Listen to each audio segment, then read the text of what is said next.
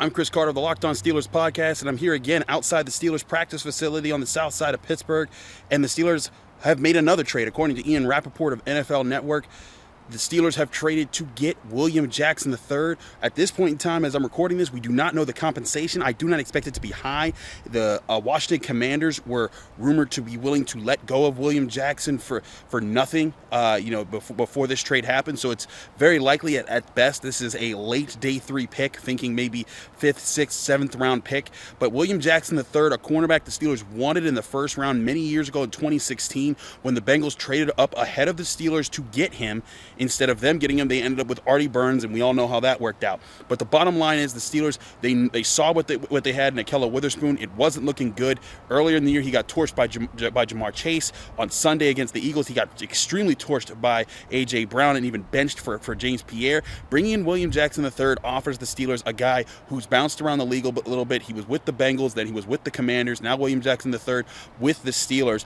This will be their chance to beef up the secondary even more. He's a guy that's fought in one-on-one coverage. This year, he's allowed 2 touchdowns. He doesn't have an interception on his record, but he's been up and down in the NFL. I think what this is another attempt for the Steelers to see, hey, how does this veteran fit into our scheme? How do they work with the rest of our vets? You still have Cam Sutton, Levi Wallace still recovering from an injury that had him miss the last game, but now you get another veteran that you can throw into the mix and see how he works out. Well, again, we'll talk more about this on the Locked On Steelers podcast, but it's clear the Steelers making lots of moves at the trade deadline. One, giving away Chase Claypool for a second-round pick that will help them on the draft day in the upcoming year. Then 2, getting William Jackson III to address the cornerback problem that they had, and then we saw taken advantage of by the Eagles on Sunday. Now, the question is, are the Steelers done? Do they make any more moves?